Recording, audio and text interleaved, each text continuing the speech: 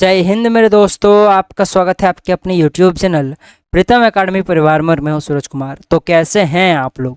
I hope कि आप लोग अच्छे होंगे, साथ ही साथ स्वस्थ होंगे।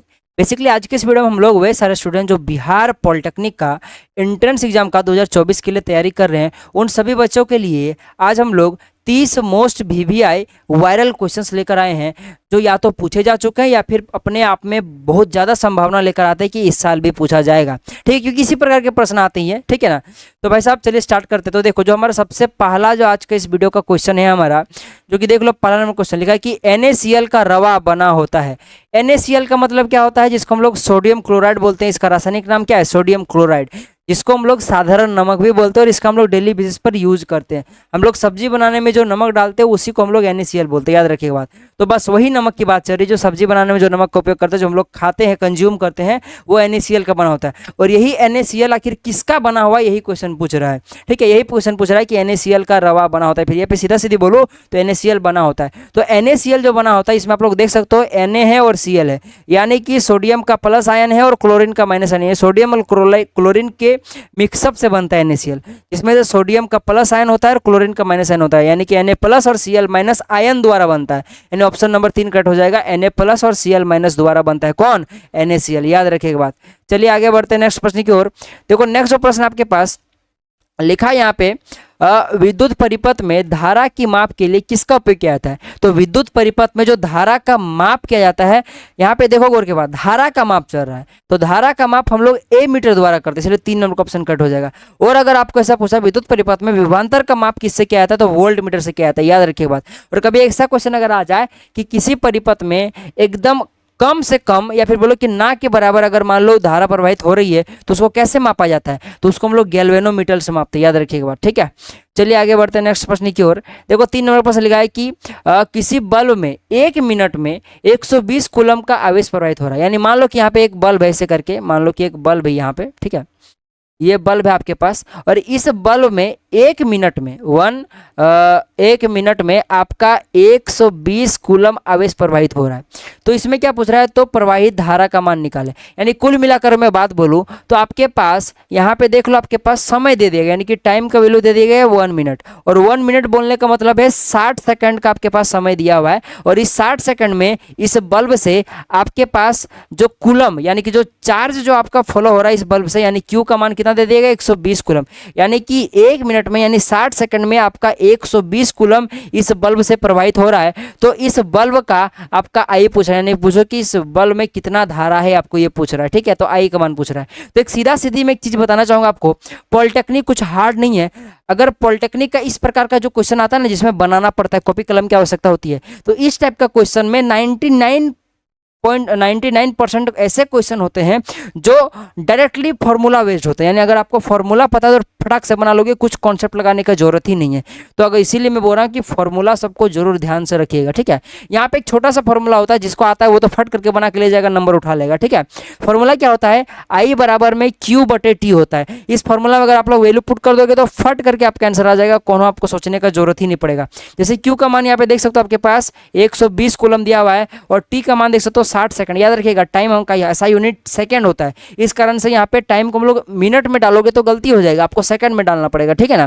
तो इसलिए मिनट को सेकंड में बदलोगे तो 60 सेकंड हो जाएगा, इसलिए 60 से इसको क्या करो, भागा दे दो 120 को, तो देखोगे कि 2 आपके पास आ जाएगा। और चूंकि विद्युत धारा का जो ऐसा मतलब होता है वो एम्पियर होता है, इसलिए जो इसका आंसर निकल कर आ जाएगा आई बराबर में 2 एम्पियर निकल कर आ जाएगा, जो कि ऑप्शन नंबर 2 में दिख रहा है, यही करेक्ट हो जाएगा। ठीक है, चलिए आगे बढ़ते हैं नेक्स्ट प्रश्न की ओर।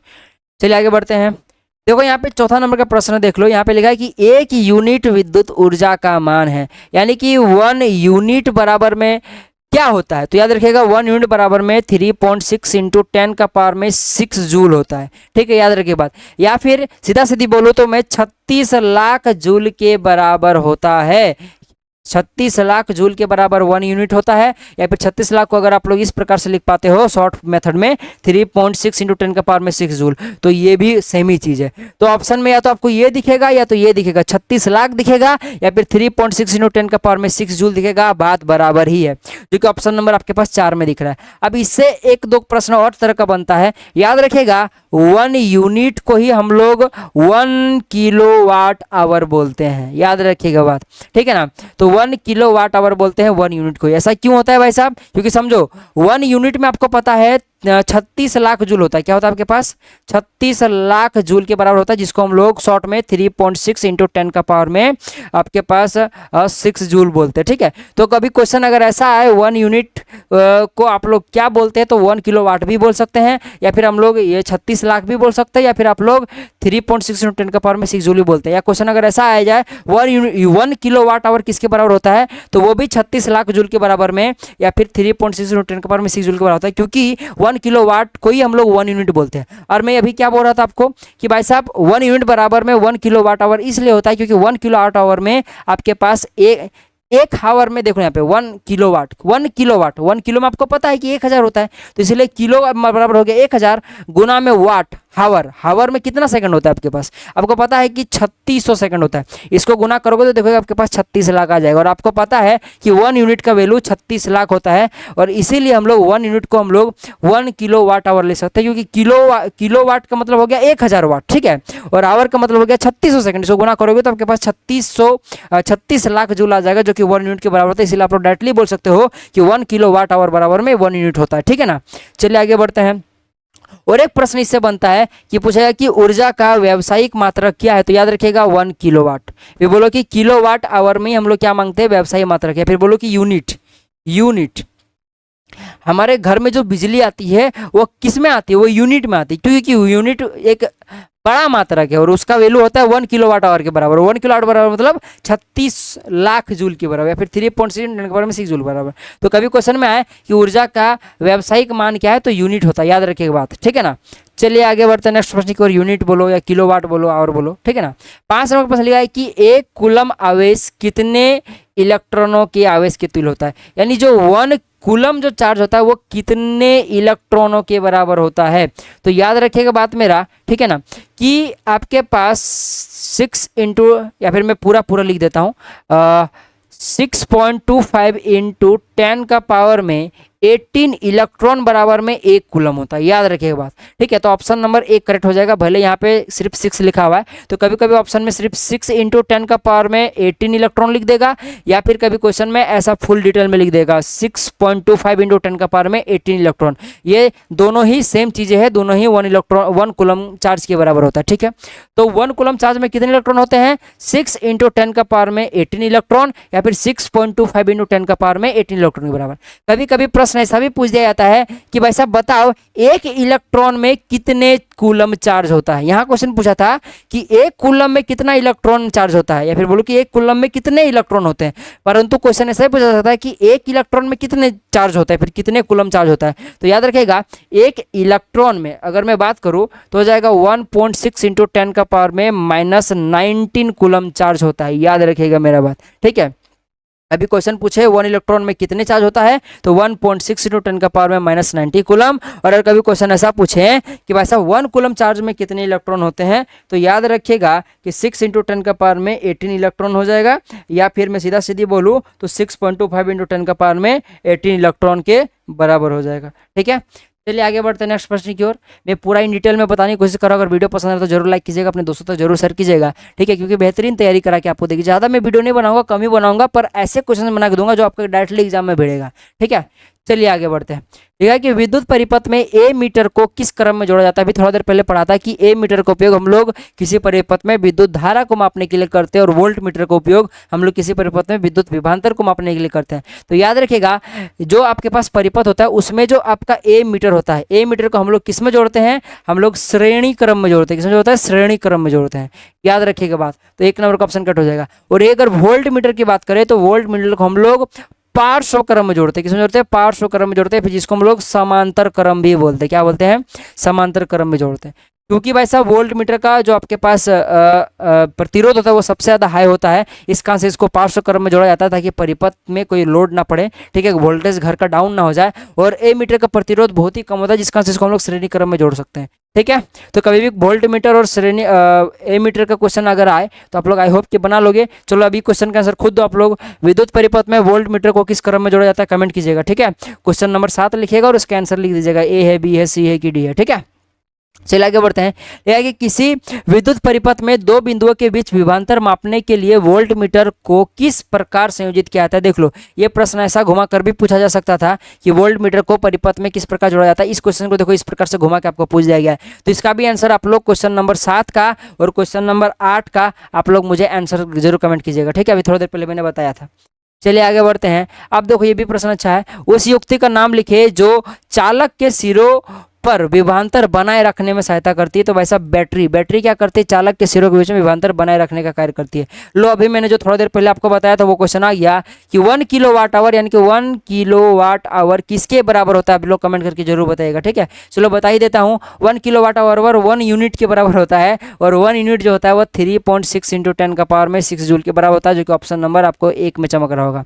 चलिए आगे बढ़ते हैं नेक्स्ट प्रश्न की ओर।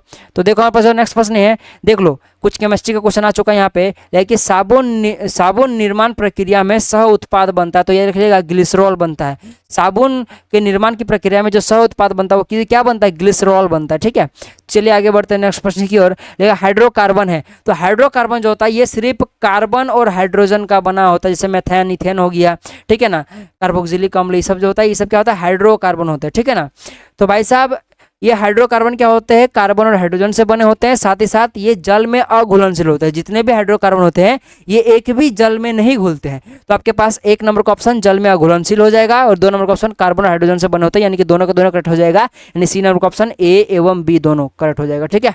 चलिए आगे बढ़ते हैं नेक्स्ट प्रश्न की ओर। लो ये भी प्रश्न बहुत इंपॉर्टेंट है, पूछा जा चुका है। यह कि एसिटिलीन का आईयूपीएसी नाम है। तो एसिटिलीन का फॉर्मूला होता है H single bond C triple bond C single bond H। ये होता है आपके पास एसिटिलीन का फॉर्मूला। और याद रखिएगा एसिटिलीन का जो आईयूपीएसी नाम होता है वो एथाइन होता है, ठीक है। तो आपके पास 2 नंबर का ऑप्शन करेक्ट हो जाएगा।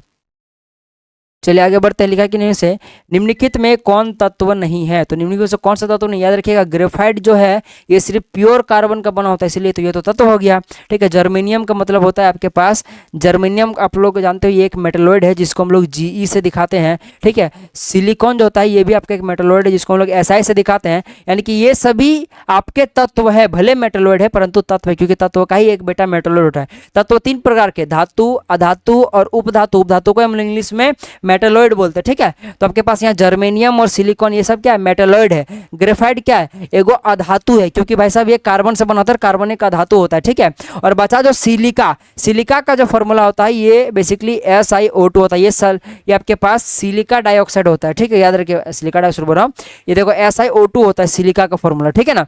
तो इस कारण से याद रखिएगा आपके पास जो सिलिका हो जाएगा ये तत्व नहीं कि ये एक यौगिक है, क्योंकि ये 2 तत्वों से मिलकर बना है, ठीक है ना। तो C नंबर का ऑप्शन करेक्ट हो जाएगा। चलिए आगे बढ़ते हैं। निम्न में से कौन सा मेटलॉइड, अभी मैंने थोड़ा देर पहले बताया था कि जो आपके पास सिलिकॉन है और जो आपके पास जर्मेनियम है ये सब आपके पास मेटलॉइड है। चलो एक काम करता हूँ, मैं जितने भी मेटलॉइड है उनका मैं नाम लिख देता हूँ, ठीक है। तो चलो हिंदी से लिख दो कि इंग्लिश से बताओ, इंग्लिश से लिखना ज़्यादा आसान होता है। चलो मैं इंग्लिश से पहले लिख देता हूँ। देखो बोरॉन, इसको हम लोग B से दिखाते हैं, ये मेटलॉइड हो गया। सिलिकॉन हो गया, सिलिकॉन जिसको हम लोग SI से दिखाते हैं, ठीक है। तो बेसिकली उसके बाद आपके पास हो गया जर्मेनियम, जर्मेनियम हो गया, जर्मेनियम जिसको हम लोग GE से दिखाते हैं, ये भी मेटलॉइड हो गया आपके पास, यानी उपधातु हो गया। आर्सेनिक, आर्सेनिक जिसको हम लोग AS से दिखाते हैं, ठीक है। चलो एंटीमनी, एंटीमनी, एंटीमनी जिसको हम लोग SB से दिखाते हैं, ठीक है ना। उसके बाद आपके पास हो गया टुलुरियम, ठीक है, टुलुरियम, टुलुरियम जिसको हम लोग T से दिखाते हैं। और एक होता है आपके पास पोलोनियम।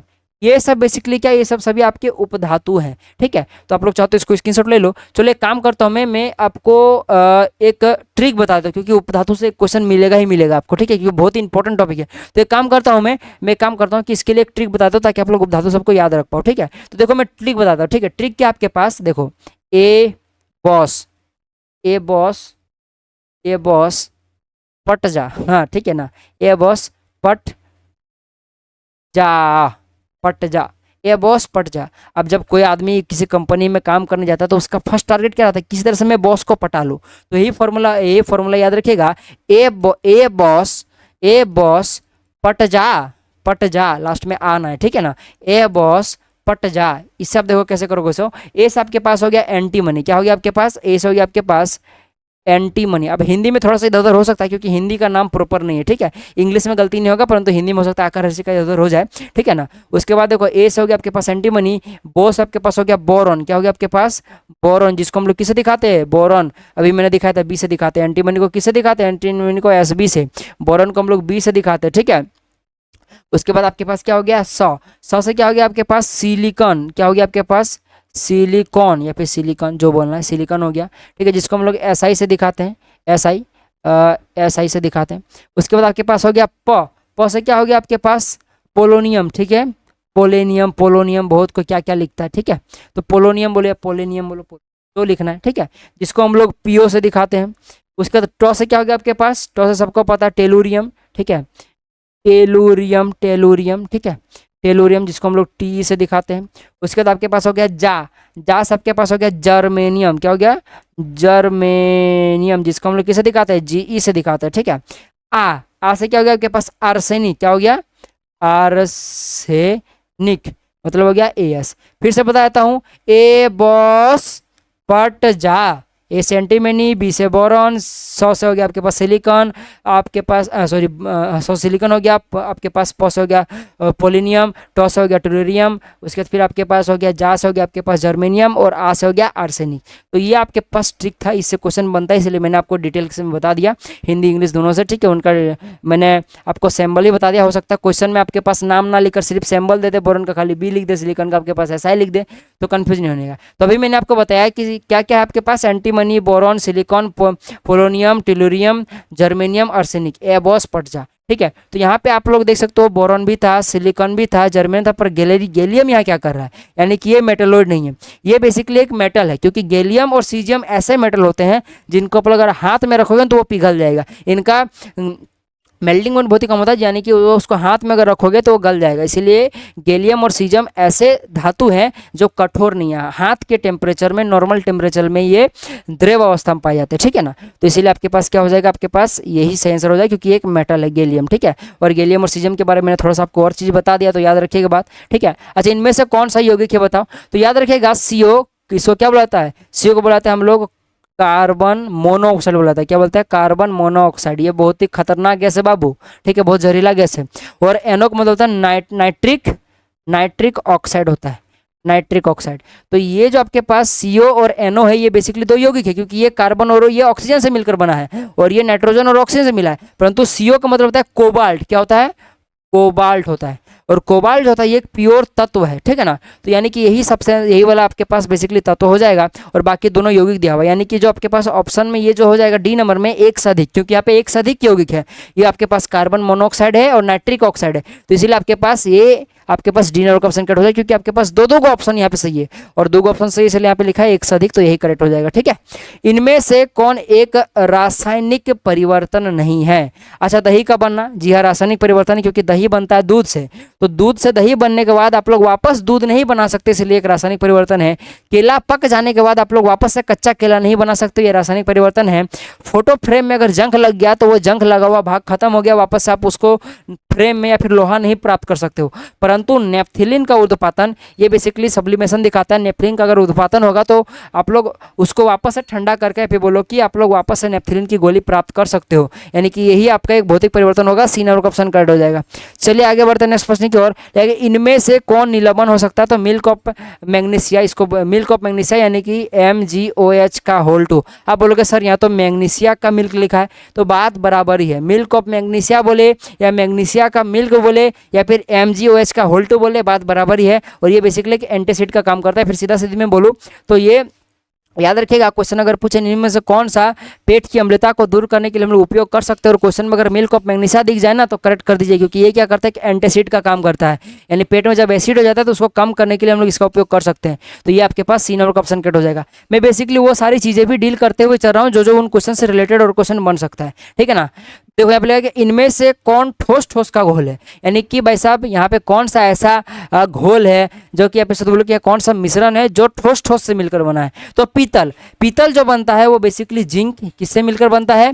जिंक से मिलकर बनता है। और आपके पास Cu यानी कि कॉपर से मिलकर बनता है। और पीतल में आपके पास जिंक 30% होता है और कॉपर आपके पास 70% होता है, यानी 70% कॉपर और 30% जिंक मिलकर आपका पीतल बनता है। और आपको पता है कि जिंक भी क्या है, आपके पास मेटल है और कॉपर भी मेटल है, क्योंकि भाई साहब ये दोनों ठोस होते हैं, इसलिए ठोस ठोस का मिश्रण हुआ ना, तो आपके पास बी नॉन का ऑप्शन कट हो जाएगा पीतल। ठीक है, चलिए आगे बढ़ते हैं नेक्स्ट प्रश्न की ओर। लो, ये बहुत ही अच्छा प्रश्न आ गया, दमदार प्रश्न आ गया। ठीक है, इसमें बेसिकली दो केस है इस क्वेश्चन में, बेसिकली केस 1 यहाँ पे है आपके पास और एक यहाँ पे केस 2 है, यानी कि इस क्वेश्चन में दो केस है। देखो क्या है, सो जब एक विद्युत हीटर के स्रोत से 4 एम्पियर की धारा लेती है, बेसिकली बोलो कि जब एक विद्युत हीटर स्रोत से 4 एम्पियर की विद्युत धारा लेती है, यानी कि मान लो कोई एक हीटर है, क्या है, मान लो कि ये कोई एक हीटर है, ठीक है, जो 4 एम्पियर की विद्युत धारा लेती है, यानी कि आई का मान कितना दिया हुआ है, धारा का मान 4 एम्पियर दिया हुआ है, ठीक है, लेती है, तो हीटर के टर्मिनलों के बीच का विभवांतर, यानी कि जब ये 4 एम्पियर की विद्युत धारा लेती है तब उसका जो विभवांतर होता है, यानी भी जो होता है वो 60 वोल्ट होता है। ठीक है, क्या होता है, 60 वोल्ट का होता है। ठीक है ना, थोड़ा मैं वोल्ट को सही कर लूँ, चलो, तो क्या होता है आपके पास 60 वोल्ट होता है। ठीक है, यदि विभवांतर को 120 वोल्ट तक बढ़ा दिया जाए तो कितनी विद्युत धारा खींचेगा। यानी देखो फर्स्ट केस में ये हीटर को जब आपका विद्युत धारा 4 एम्पियर का मिल रहा है तब उसका विभवांतर कितना है, आपके पास देख सकते हो 60 वोल्ट है। तो यही अगर विभवांतर को हम लोग दूसरा केस में अगर 120 वोल्ट कर दें तो बताओ ये कितना विद्युत धारा लेगा। तो देखो बाबू, देखो ये जो आपके पास विद्युत हीटर है इसका धारा और विभवांतर तो बदलता रहेगा, ठीक है ना, धारा बढ़ा विभवांतर बढ़ेगा, विभवांतर बढ़ा धारा बढ़ेगा, ठीक है, तो ये बदलता रहेगा, लेकिन एक चीज है जो कभी नहीं बदलेगा, जो कि इस हीटर का प्रतिरोध है आर है।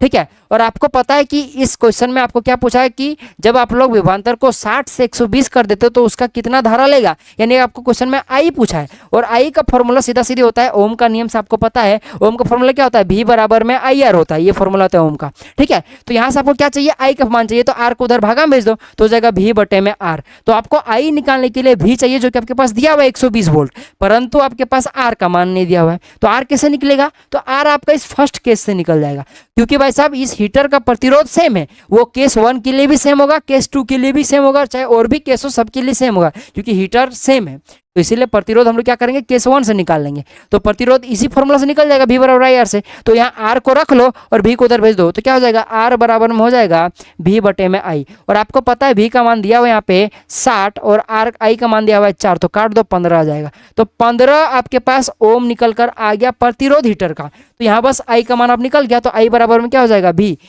तो V यहाँ पे क्या रखना है, ये 60 नहीं रखना, ये 120 रखना है, क्योंकि अब हम लोग सेकंड केस की बात कर रहे हैं, हम लोग सेकंड केस के हिसाब से हम लोग को निकालना है विद्युत धारा। क्योंकि भाई साहब क्वेश्चन में क्या पूछा था कि जब विद्युत धारा से 4 एम्पीयर की विद्युत धारा प्रवाहित होती है तो वो 60 वोल्ट का विभवांतर लेता है, तो वही विभवांतर को अगर हम लोग 120 वोल्ट कर दें तो बता कितना धारा लेगा, यानी कि सेकंड केस में आपको निकालना है आपको धारा का मान। तो सेकंड केस में यहाँ पे V का मान तो सेकंड केस वाला ही रखना पड़ेगा ना, जो कि 120 है, ठीक है, और R का मान अभी निकाला जो कि हमारे पास कांस्टेंट है, वो फिक्स होगा, जो कि 15 था, तो पता है कि 15 × 120 होता है, यानी कि 8 आपका एम्पियर निकल कर आ गया I का मान, जो कि ऑप्शन नंबर आपके पास B नंबर में चमक रहा होगा। तो आई होप कि क्वेश्चन समझ में आ गया होगा, समझ में आ गया होगा तो बढ़िया बात है, वैसे लाइक कर दो, और समझ में नहीं आया तो थोड़ा सा पीछे के वापस से देख लो, समझ में आ जाएगा। ठीक है, अच्छा, ये बहुत ही फंसाने वाला झूठ मूठ खाली क्वेश्चन दे दिया यार, कि एक समतल दर्पण के सामने, मान लो यहाँ पे एक समतल दर्पण है, तो समतल दर्पण के सामने, ठीक है, 0.25 मीटर की दूरी पर रखिए, यानी कोई वस्तु है, यानी कि मान लो कोई बिंब है, मान लो कि यहाँ पे कोई बिंब है, ऐसे आप चलो आप हो, ठीक है, जो दर्पण के सामने कितनी दूरी पर खड़े हो मतलब आपका सीधा सीधी पूछा तो यहाँ पे बीम की दूरी दी हुई है, जो कि यानी कि जिसको हम बीम की दूरी को यू से दिखाते हैं, यानी दर्पण से आपकी दूरी को हम लोग यू से दिखाते हैं, जो कि आपके पास कितना दिया हुआ है, 0.25 मीटर दिया हुआ है, ठीक है।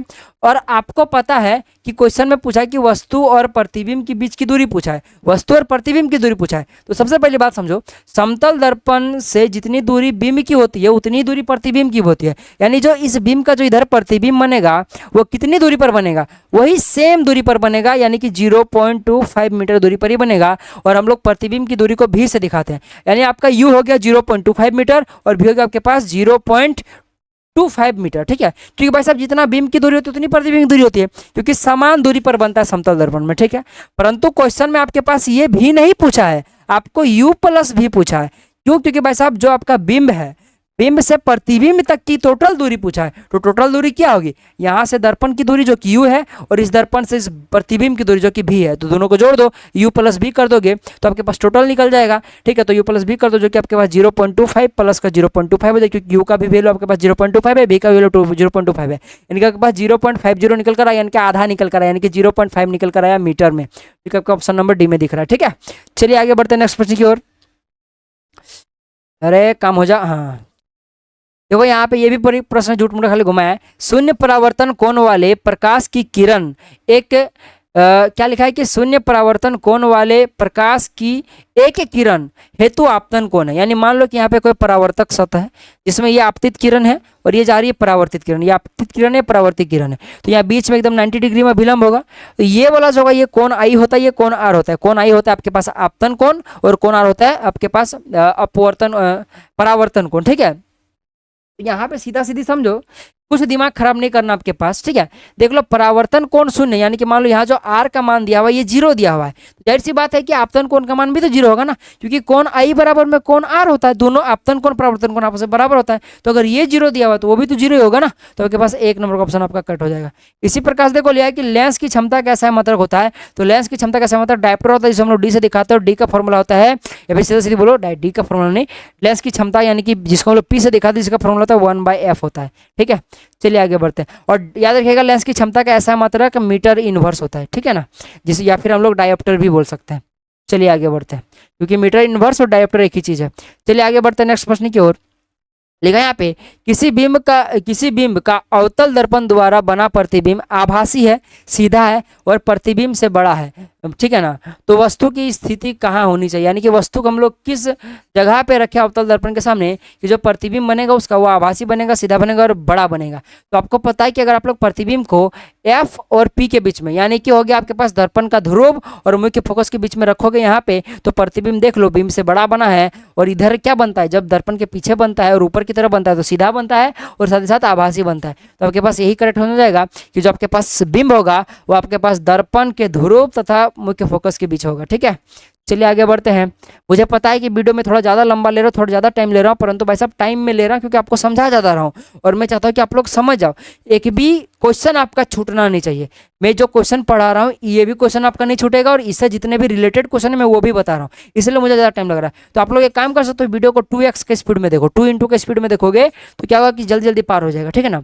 अच्छा, वाहनों के पश्च दृश्य दर्पण के रूप में किस दर्पण का उपयोग करते हैं, सबको पता है उत्तल दर्पण का उपयोग करते हैं। सोलर कुकर में किस गोली दर्पण का उपयोग किया जाता है, तो अवतल दर्पण का उपयोग किया जाता है, कंफ्यूज नहीं हो जाएगा इसमें। ठीक है, वाहनों के पश्च दृश्य दर्पण उत्तल दर्पण और सोलर कुकर में अवतल दर्पण का। ठीक है, देखो जो 27 नंबर का क्वेश्चन है यहाँ पे लिखा है कि उत्तल लेंस की फोकस दूरी होती है।